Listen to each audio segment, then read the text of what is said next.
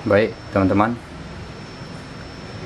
di video ini kami akan membuka cutting yang sudah kami pendam lebih kurang 2 minggu pakai kokopit teman-teman.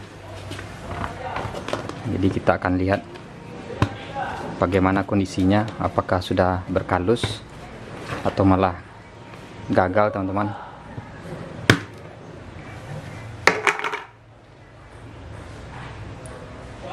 Ini ada beberapa yang sudah berkalus teman-teman. Jadi ini adalah cutting roster impor. Kemarin dilakukan pemangkasan, kemudian cuttingnya kami pendam pakai kokopit. Ini tanpa perlakuan pestisida, jadi hanya kami cuci pakai sabun cuci piring teman-teman. Setelah itu diberi perangsang akar dan langsung kami pendam. Untuk kokopitnya teman-teman itu harus dicuci dulu sampai air cuciannya bersih, karena cucian pertama itu biasanya air kokopitnya masih coklat, kemudian dibilas terus sampai air cuciannya bersih teman-teman, bening. Kita akan bongkar apakah persentase kalusnya tinggi atau banyak yang gagal teman-teman. Jadi ini sudah 2 minggu setelah dipendam. Ini ada cutting 1613, ada kober, kemudian ada 10114 SO4 dan dogrit. Ini cukup padat teman-teman. Ini yang besar juga ada, ini cutting Jupiter.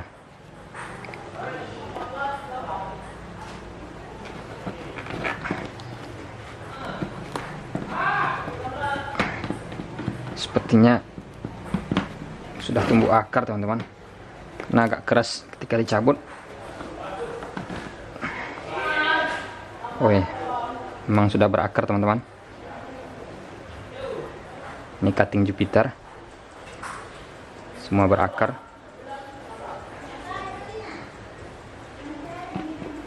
Kemudian yang lain kita lihat.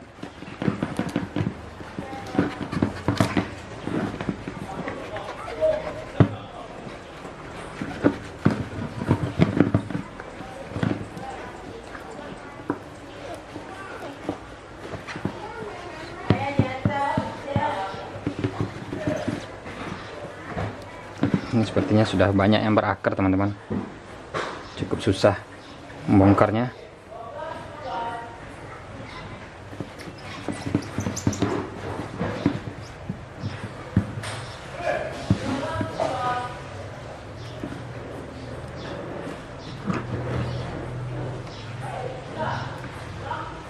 Ini akarnya teman-teman.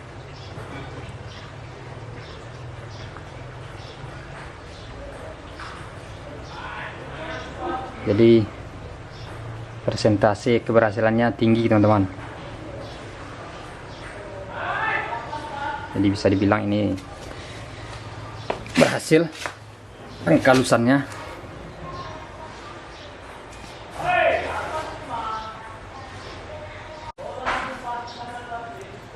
Akarnya sangat banyak teman-teman. Sebenarnya jika akar sudah sepanjang ini termasuk terlambat kita membongkarnya teman-teman. Untuk proses pengkalusan yang ideal, sebaiknya kita bongkar sebelum akar terlalu panjang teman-teman. Karena jika sudah terlalu panjang seperti ini, cukup berisiko ketika kita pindahkan ke polybag.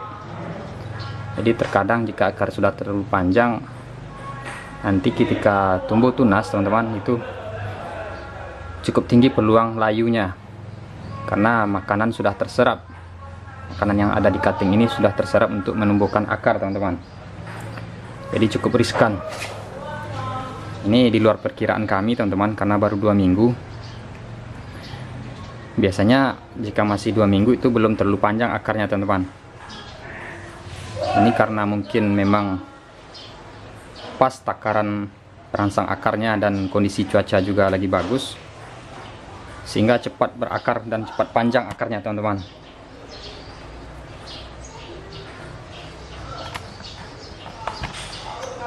Ini kita bongkar, panjang sekali akarnya teman-teman.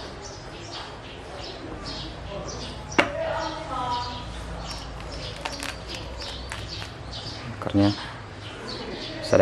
bisa dikatakan ini presentasinya hampir 100% tumbuh.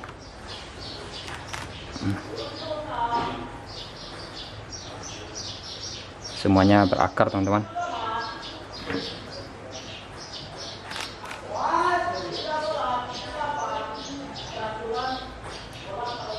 Jadi buat teman-teman yang punya cutting atau batang anggur yang harus dikaluskan daripada terbuang teman-teman,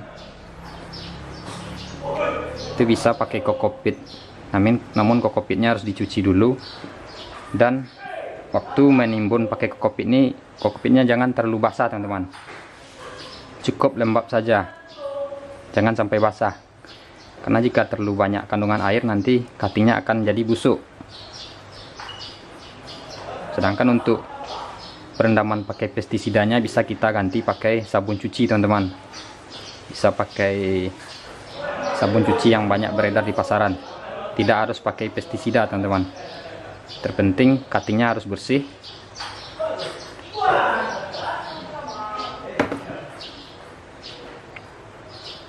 Ini akan kita langsung pindahkan ke dalam polybag, karena jika kita ulur teman-teman, nanti dia akan kering, malah akan tidak bagus nantinya.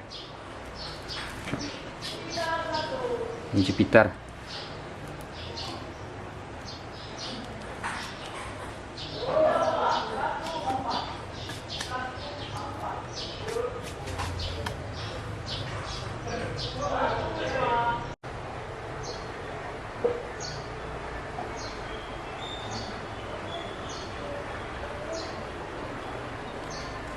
Jadi teman-teman, ini cuttingnya sudah kami pindahkan atau restock ke dalam polybag. Untuk media tanam teman-teman, kali ini kami tambahkan pasir. Jadi karena pasir ini berat, polybagnya hanya kami isi separuh teman-teman, agar nanti bibit ketika dikirim beratnya tidak melebihi dari 1 kilo. Jadi hanya separuh diisi teman-teman.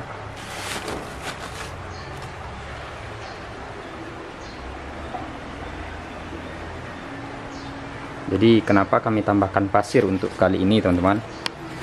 Setelah beberapa kali percobaan, ternyata dengan pemberian pasir itu akan lebih menyimpan air teman-teman, dibandingkan hanya pakai sekam bakar dan tanah.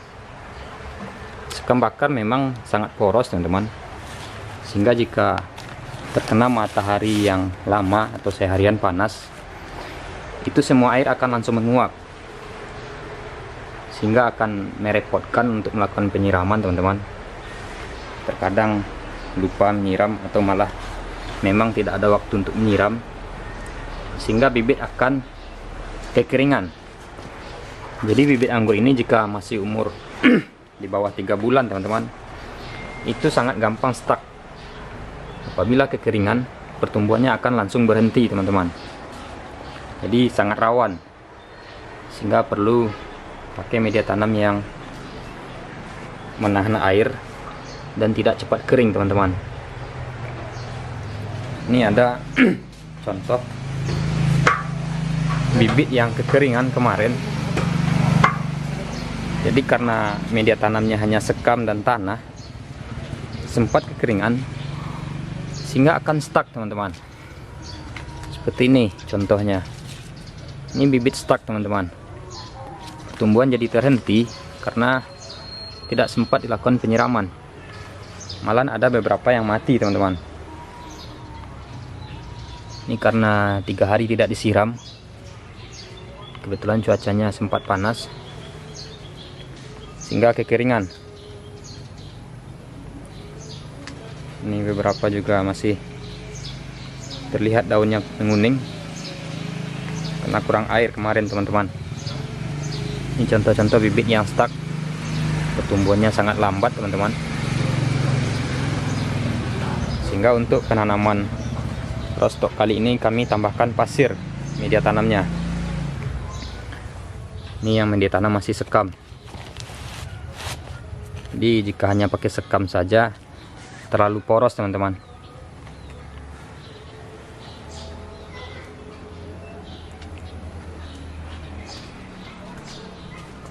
Buat teman-teman yang sedang mencari atau mau menanam anggur impor yang pakai rostok impor, ini kami sudah ready teman-teman.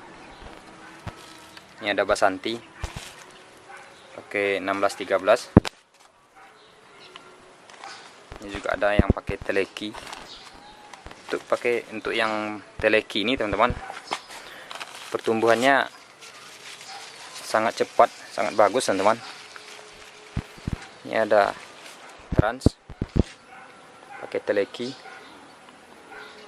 tumbuhannya sangat kencang teman-teman, bahkan lebih cepat daripada yang pakai Kordek. Ini Temaki pakai Kordek, pertumbuhannya cukup lambat teman-teman.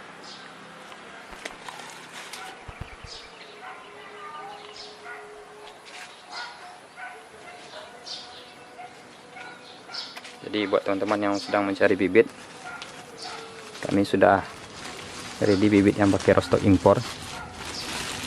Ini juga ada yang berbuah di dalam pot Temaki teman-teman.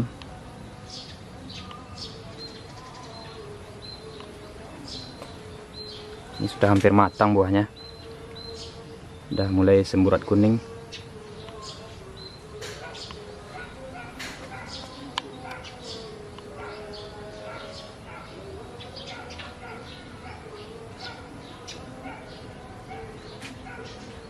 Ini juga ada Catalonia lagi berbunga.